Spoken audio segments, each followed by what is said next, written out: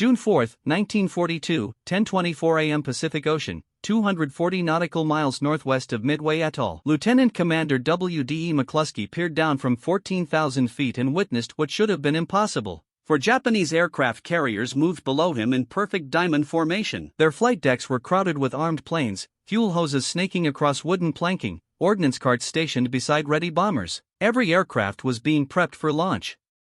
The carriers were in their most vulnerable condition. This was not supposed to occur. McCluskey had spent the previous 2 hours scanning empty ocean, his fuel indicators approaching zero, 32 dive bombers following him toward what seemed like inevitable failure. The Japanese fleet was not where intelligence had forecasted.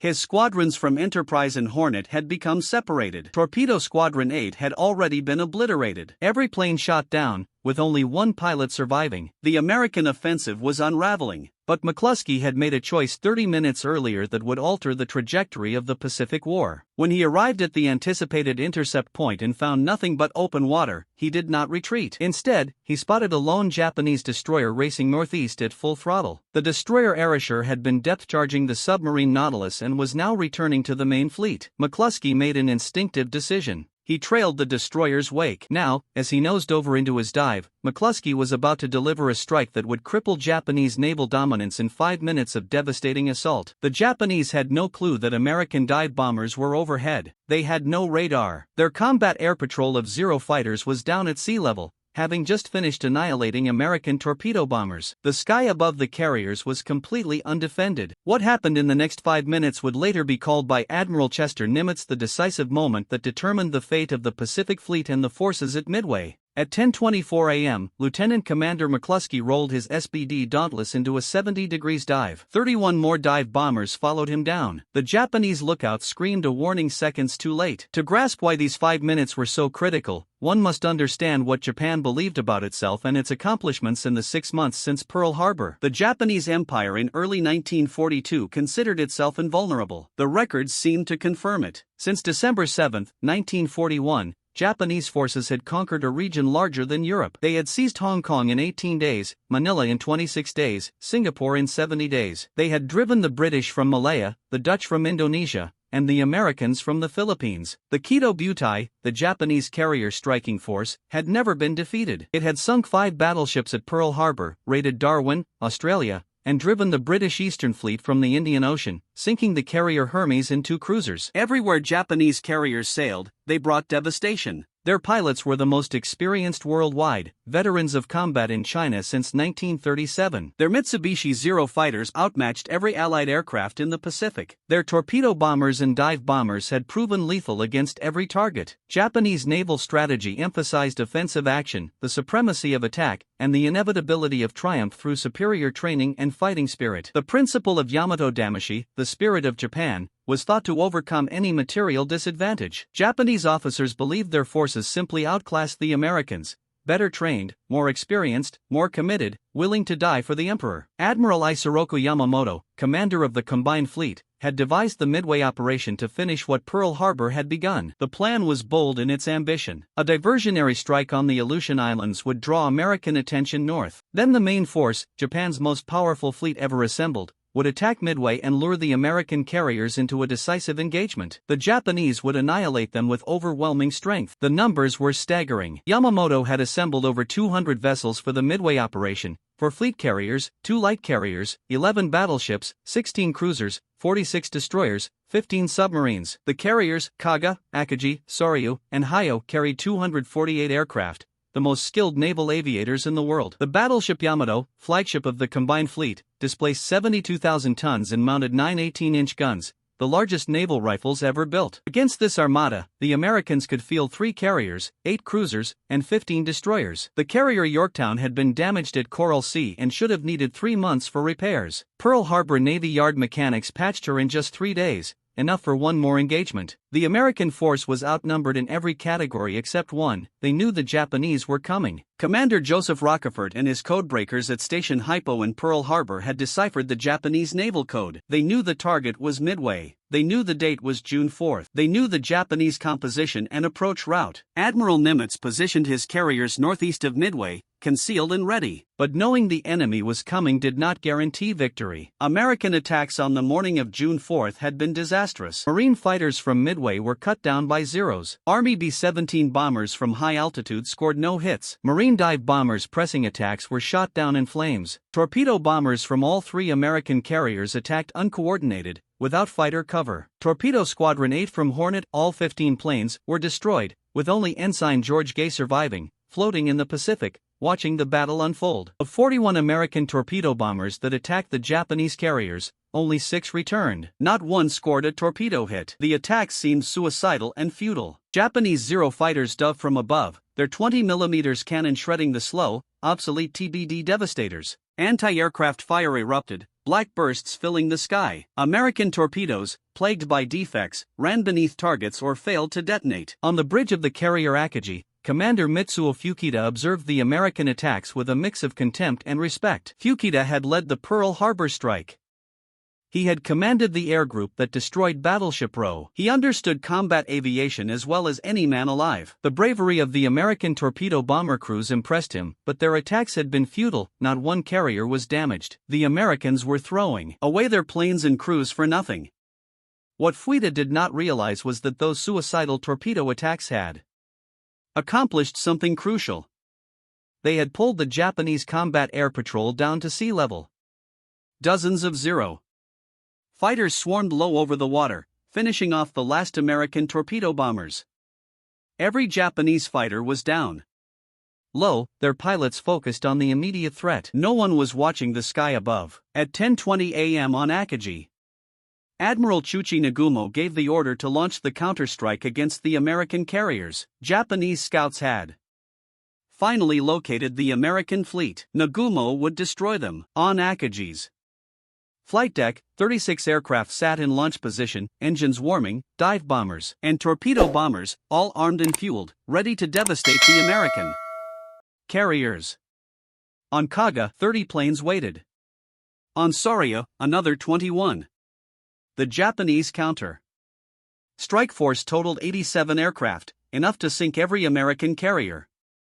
Admiral Nagumo was confident. His carriers had just repelled massive attacks.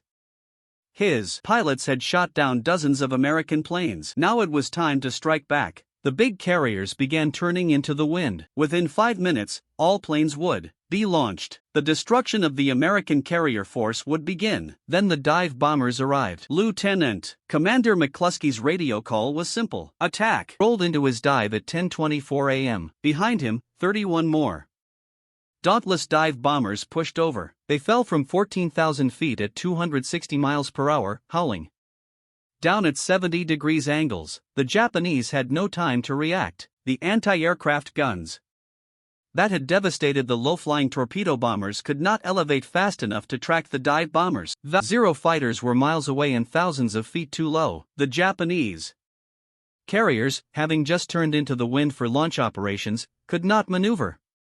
They were perfect targets. At 2,500 feet, the pilots released their bombs.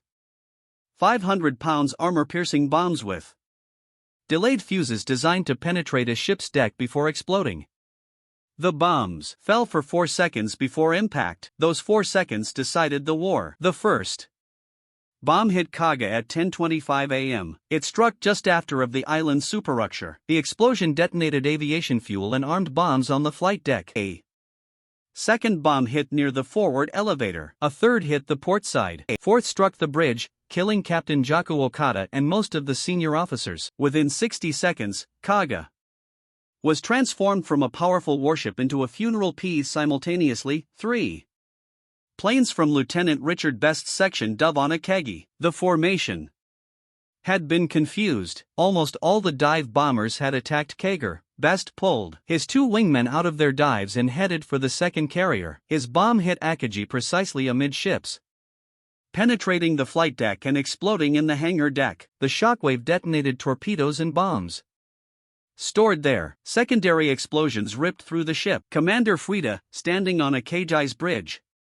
heard the scream of the dive bombers seconds before impact. He looked up to see 3 black aircraft plummeting toward his ship. A terrible silence hung over the ship for an instant. Then the first bomb hit. The explosion lifted him off his feet. Smoke and flame erupted from the hangar deck. He watched in horror as Kaga and Saro also erupted in flames, 3 carriers burning simultaneously. The scene was, in his words, horrible to behold. The third carrier, Saro, was attacked by dive bombers from Yorktown. Lieutenant Commander Max Leslie led 17 planes in a perfectly executed attack. 3 bombs hit Soryu in quick succession. The first hit near the forward elevator, the second amidships, the third aft. Aviation fuel ignited. Bombs and torpedoes exploded. Within minutes, Soryu was a blazing wreck, her crew abandoning ship. The attack lasted 5 minutes. When it was over, 3 Japanese fleet carriers were mortally wounded. Akagi, flagship of the carrier striking force, was burning out of control. Kaga, veteran of Pearl Harbor and every major Japanese operation, was consumed by explosions. Soryu, the smallest of the fleet carriers, was engulfed in flames. More than 240 aircraft were destroyed, either burned on the flight decks or trapped in the hangar decks below. Over 700 highly trained pilots and aircrew were dead or would die in the fires. The statistics of what had just been destroyed were staggering. These 3 carriers represented 2/3 of Japan's fleet carrier force. They had participated in every major Japanese naval operation since Pearl Harbor. Akagi displaced 36,000 tons and could carry 91 aircraft. Kaga displaced 38,000 tons and carried 90 aircraft. Soryu displaced 18,000 tons and carried 71 aircraft. Together, they had been the core of Japanese naval airpower. The pilots and aircrew lost in those 5 minutes could not be replaced. Japan had trained these men for years. They had combat experience stretching back to the China War in 1937. The torpedo bomber pilots could put their weapons within feet of their target. The dive bomber pilots could hit moving ships from 12,000 feet. The fighter pilots had destroyed Allied aircraft over China, Pearl Harbor, the Philippines, the Dutch East Indies, Sun. This was not just equipment burning. This was institutional knowledge, accumulated skill, irreplaceable experience going up in flames. What made the disaster even worse was the timing. If the American attack had come 10 minutes earlier, many Japanese aircraft would still have been in the hangar decks where they were somewhat protected. If the attack had come 10 minutes later, most aircraft would have been launched and the carrier's decks would have been relatively clear. But the American dive bombers arrived at the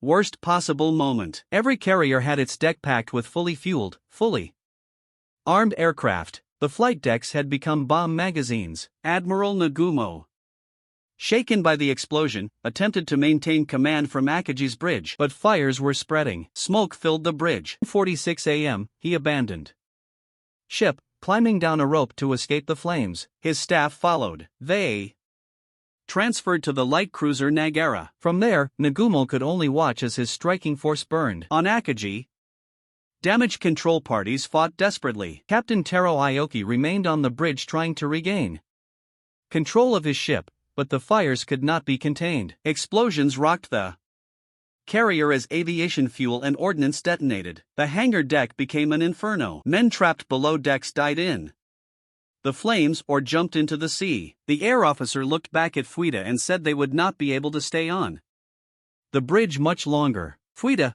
already injured from an appendectomy before the battle, could only watch as the carrier that had carried the attack to Pearl Harbor died. 267 men perished aboard Akagi. Kaga's fate was similar. The multiple bomb hits had created fires that raged out of control. The carrier's damage control systems had been designed for single hits, not multiple simultaneous explosions. Water mains ruptured. Power failed. Communications between decks were cut. Men fought fires with no water, no power, no coordination. The ship's list increased as water flooded lower compartments. By afternoon, the order was given to abandon ship. 81 men died aboard Kaga. Soryu suffered the fastest death. Captain Ryosaku Yanagimoto refused to leave his ship. His executive officer and others begged him to abandon the burning carrier. He refused. He would go down with his ship. Saro's hull was relatively thin compared to the larger carriers. The fires burned through bulkheads more quickly. The ship developed a severe list. At 7:13 p.m. on June 4, Saria rolled over and sank, taking Captain Yanjimoto and 71 crewmen with her, but one Japanese carrier remained. Hiyu had been several miles north of the other three carriers during the American attack. She escaped the devastation. Rear Admiral Tamon Yamaguchi commanding Hiyu immediately prepared a counterstrike.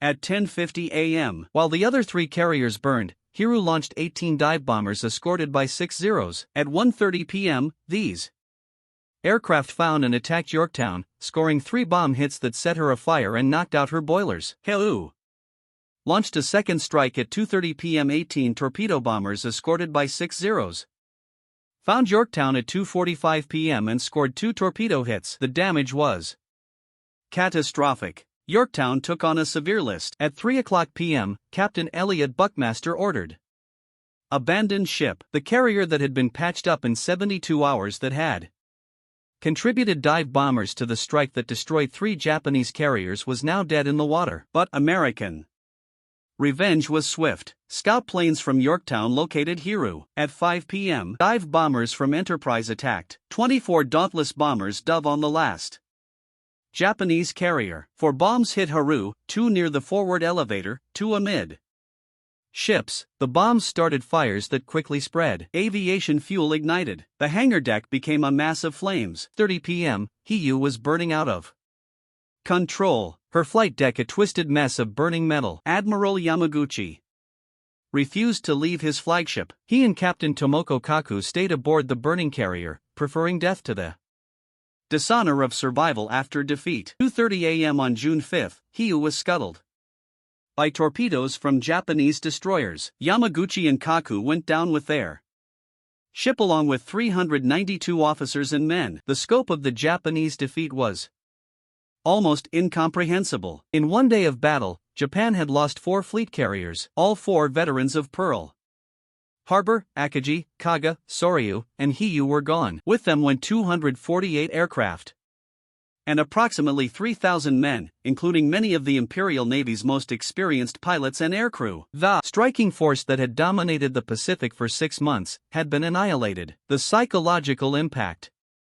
was shattering. Japanese naval officers had believed their training, their experience, their fighting spirit made them invincible. They had conquered half the Pacific in 6 months. They had never been defeated in a major fleet engagement. And now, in one morning, the core of their carrier force had been destroyed by a numerically inferior American fleet. Commander Fuida, recovering from his broken ankles aboard the destroyer that rescued him from Akagi, understood immediately what had happened. Japan had lost the war. Not the battle, but the war. The margin of naval air superiority that had enabled Japan's conquests was gone. The experienced pilots who could not be replaced were dead. The carriers that required years to build were at the bottom of the Pacific. Japan would never recover from this single day of losses. The contrast with American losses was stark. The United States lost 1 carrier, Yorktown, which was already damaged and should not have been in the battle. The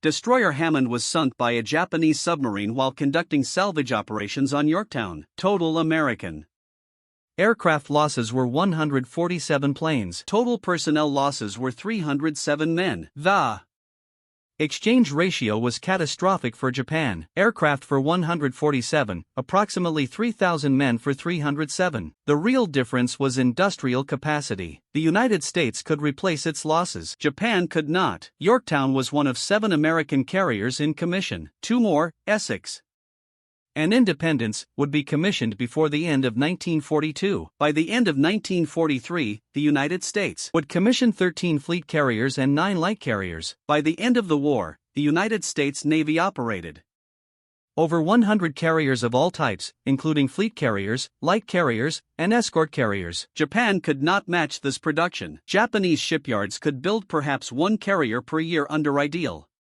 conditions. The industrial base was too small. The resources were limited. The skilled labor was insufficient. Japan had begun the war with 6 fleet carriers and 4 light carriers. After Midway, 4 of the fleet carriers were gone. The 2 fleet carriers damaged at Coral Sea, Shikaku and Zuikaku would not return to service for months. Japan's carrier force was crippled. The pilot losses were even more devastating. Japanese naval aviation training took years to produce combat-ready pilots. The standards were extremely high. The washout rate was severe. Japan had perhaps 1,500 highly trained carrier pilots at the start of the war.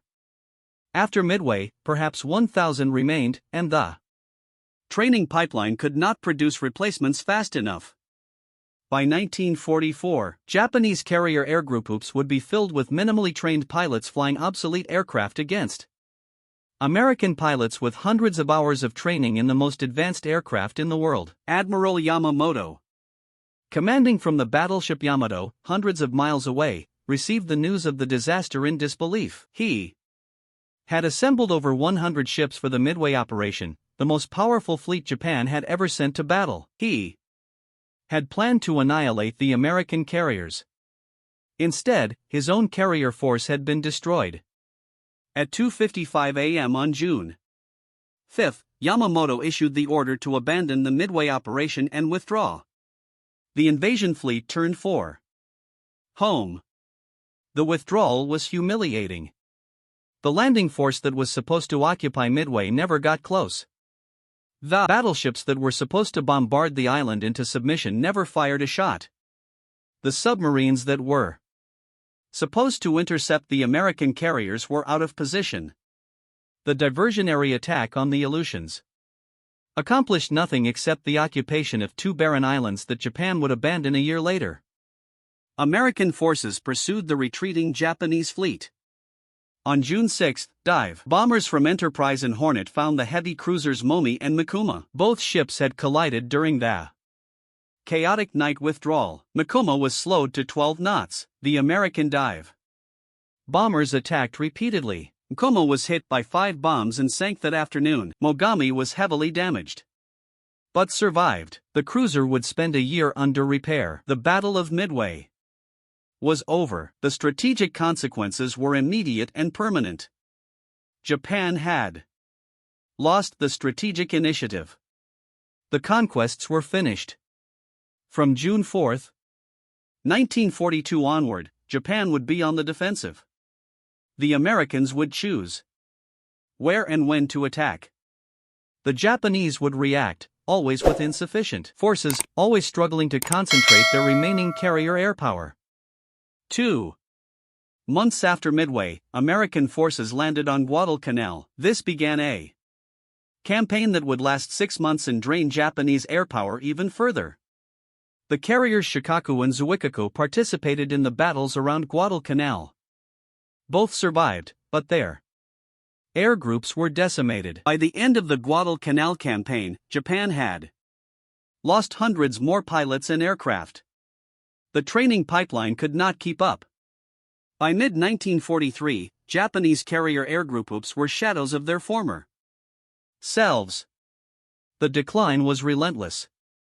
At the Battle of the Philippine Sea in June 1944, Japanese carrier aircraft attacked the American fleet in what American pilots called the Great Marianas Turkey Shoot. Over 300 Japanese aircraft were shot down in a single day. The pilots flying these missions had minimal training, minimal experience. They flew into concentrated anti-aircraft fire and were intercepted by American fighters directed by radar. The slaughter was comprehensive. By October 1944, when the Japanese carrier force made its final appearance at the Battle of Leyte Gulf, the carriers were empty shells. They carried few aircraft and had no experienced pilots to fly them. The carriers were used as decoys, sailing north to draw American attention while Japanese battleships attempted to attack the invasion beaches. The decoy worked. Admiral William Halsey took the bait and chased the Japanese carriers north, but American escort carriers and destroyers stopped the Japanese battleships. The carriers that had been decoys were sunk by American airstrikes. It made no difference. They had no aircraft to launch. The path from Midway to Japanese defeat was clear and inevitable. Without carrier air superiority, Japan could not defend its conquered territories. Without the territories, Japan could not access the resources, especially oil, that sustained its war machine. Without resources, industrial production declined. Without industrial production, the military could not replace losses. The spiral was irreversible. Lieutenant Commander McCluskey's decision to continue the search when his fuel was running low to follow the destroyer Arashi's wake to attack at precisely the moment when the Japanese carriers were most vulnerable had set this spiral in motion. Admiral Nimitz later stated that McCluskey's judgment decided the fate of the carrier task force and the forces at Midway. Without that decision, without the 5 minutes of devastation at 10:24 a.m. on June 4, the Pacific War might have lasted years longer. The Japanese officers who survived Midway understood what had been lost. Captain Fuida would later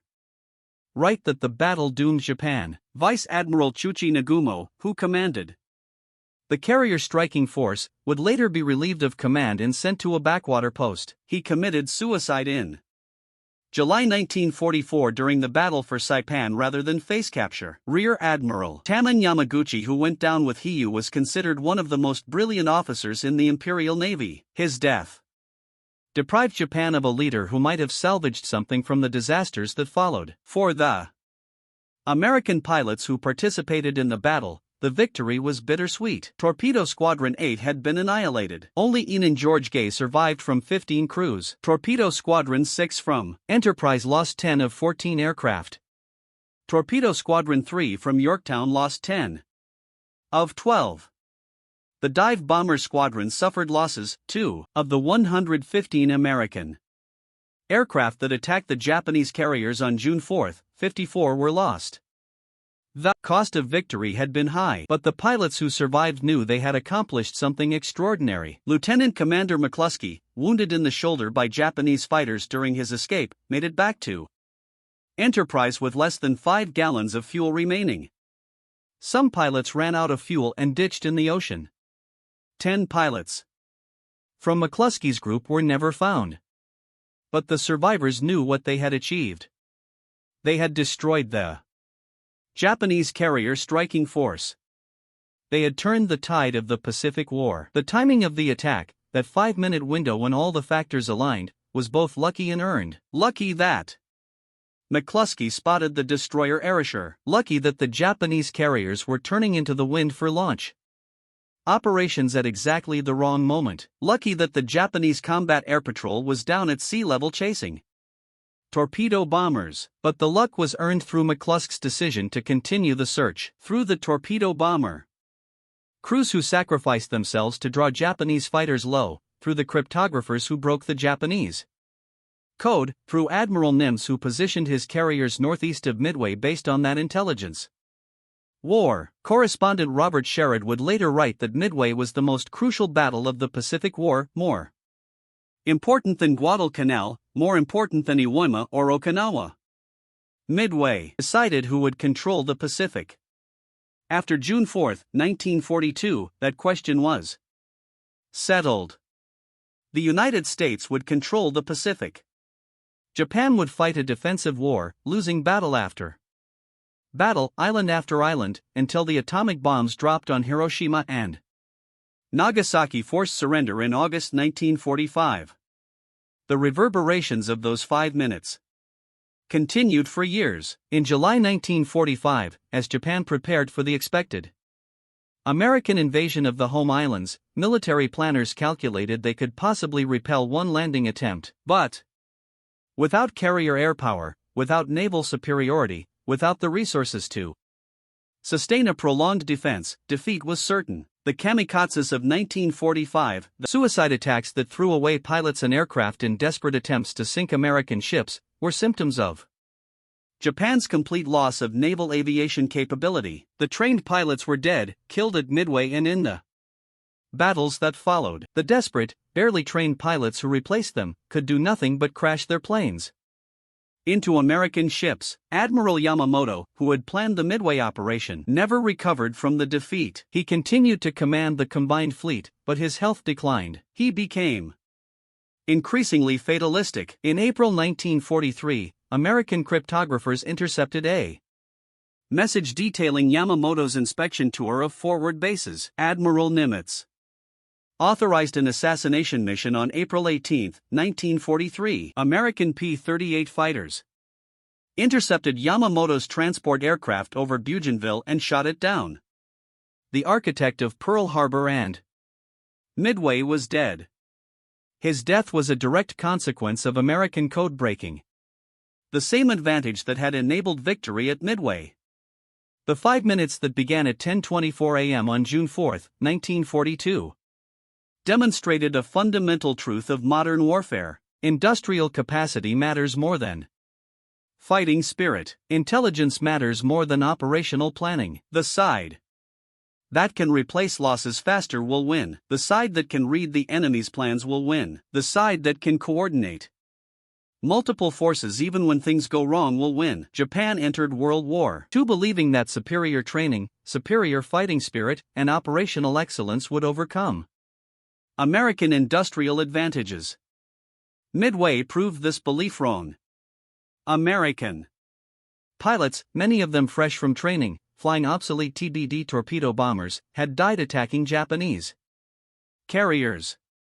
Their sacrifice had achieved nothing directly, but they had pulled the Japanese combat air patrol down to sea level. They had set the conditions for the dive bombers to succeed. The system worked even when individual components failed. The Japanese system, for all its excellence in training and fighting spirit, could not adapt. When the carriers were hit, when the fires started, when the admiral had to abandon his flagship, the entire command structure collapsed. There was no redundancy.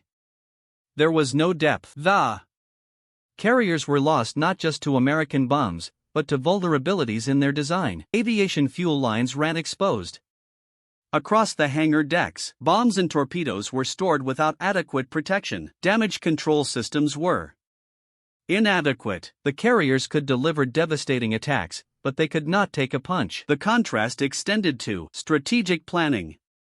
Admiral Yamamoto's plan for Midway was complex, involving multiple forces attacking in sequence with diversions and feints designed to confuse the Americans. But complexity creates vulnerability. When the Americans knew the Japanese plans through codering, the complexity worked against Japan. Forces were divided. The battleships were too far away to support the carriers. The invasion force could not support the carriers. The illusion diversion drew away forces that might have made a difference at Midway. American planning was simpler. Admiral Nimitz positioned his carriers northeast of Midway. He waited for the Japanese to attack. Then he struck with everything available. The attacks were poorly coordinated. The squadrons arrived separately, but enough attacks succeeded to destroy the Japanese carriers. Simple planning, executed imperfectly, was more effective than complex planning that required everything to work perfectly. The lessons of Midway would shape naval warfare for the rest of the 20th century. Aircraft carriers would be the dominant capital ships. Battleships, for all their armor and firepower, were obsolete. The carrier that could launch airstrikes from hundreds of miles away would control the seas. The nation that could build carriers faster than they could be sunk would win naval wars. The United States built 115 carriers during World War II. Japan built 25. That ratio decided the Pacific War. The dive bomber pilots who attacked the Japanese carriers on June 4, 1942 could not have known they were participating in a hinge moment of history. They were focused on hitting their targets, on surviving the anti-aircraft fire, on making it back to their carriers. Lieutenant Commander McCluskey, wounded and flying a plane full of bullet holes, worried about whether he had enough fuel to reach Enterprise. Lieutenant Richard Best, who had pulled out of his dive on Kaga to strike a Kajai instead, worried about Japanese fighters chasing him. Lieutenant Commander Max Leslie, leading the Yorktown dive bombers against Soryu, fretted over the planes he had lost. Yet historians would later acknowledge that these men, in just 5 minutes of combat, had achieved what armies struggling for years could not. They had shattered the backbone of Japanese naval power. They had shifted the momentum of the Pacific Campaign. They had set the stage for Allied triumph. Admiral Nimitz would later note that the war might have dragged on for another 3 years without the victory at Midway. 3 more years of combat, 3 more years of losses, 3 more years of suffering. The Japanese aviators who perished in the infernos aboard Akagi, Kaga, Soryu, and Hiyu were as skilled and devoted as any pilots in history. They had trained for years and possessed combat experience few could rival. They had executed flawless assaults on Pearl Harbor and Darwin. But on June 4, 1942, they were caught on the decks of their carriers, unable to launch, unable to defend, unable to survive. Their expertise and dedication could not shield them from American bombs striking their carriers at the precise, disastrous moment. Commander Fuita, who survived Midway despite broken ankles, would spend the remainder of the war as a staff officer. He later authored the definitive Japanese account of the battle, published in 1955 as Midway, the battle that doomed Japan. In his book, Fuita recognized that the Americans had achieved total surprise, that the Japanese carriers had been caught at their most exposed, and that the engagement had determined Japan's fate. He credited American intelligence for deciphering the Japanese code, American pilots for pressing their attacks despite catastrophic losses, and American leadership for correctly positioning forces. The 5 minutes that destroyed Japan's chance of victory began at 10:24 a.m. and concluded at 10:29 a.m. During that brief interval, 3 aircraft carriers were fatally damaged. In the subsequent hours, all 3 would sink. By day's end, all 4 Japanese carriers that had struck Pearl Harbor were gone. The striking fleet that had dominated the Pacific for 6 months was annihilated. Lieutenant Commander McCluskey returned to Enterprise with 52 bullet holes in his plane, a wound in his shoulder, and almost no fuel. He had made the most consequential tactical decision of the Pacific War. His choice to continue the search, follow the destroyer's wake, and strike when opportunity arose had altered history. He would receive the Navy Cross for his actions, yet he never considered himself a hero, insisting he had only done his duty. That humility defined the American reaction to Midway. Surviving pilots did not boast about their feats. They mourned fallen comrades and prepared for the next engagement. They understood that Midway was one victory in a prolonged conflict, but it was the victory that made all subsequent successes possible. The 5 minutes starting at 10:24 a.m. on June 4, 1942, proved that wars are decided not by isolated battles but by the accumulation of advantages, intelligence, industrial capacity, training, and technological edge. The side with more compounded advantages ultimately prevails. Japan possessed superior training and tactical skill, while America held every other advantage. Those 5 minutes made that disparity brutally clear. From that day onward, Japan fought a defensive campaign it could not win. The empire that had conquered half of Asia and the Pacific in 6 months would spend the next 3 years losing all it had gained. The industrial power America brought to bear, along with near limitless resources and replacement carriers, planes, and pilots, steadily eroded Japanese resistance until only atomic bombs and surrender remained. The 5 minutes that ended Japan's chance of victory were the most pivotal of the Pacific War, an axis on which the entire conflict turned. Before 10:24 a.m., Japan still had a sliver of hope to negotiate a favorable peace. After 10:29 a.m., that hope had vanished, consumed by the infernos aboard 3 aircraft carriers in the heart of the Pacific Ocean.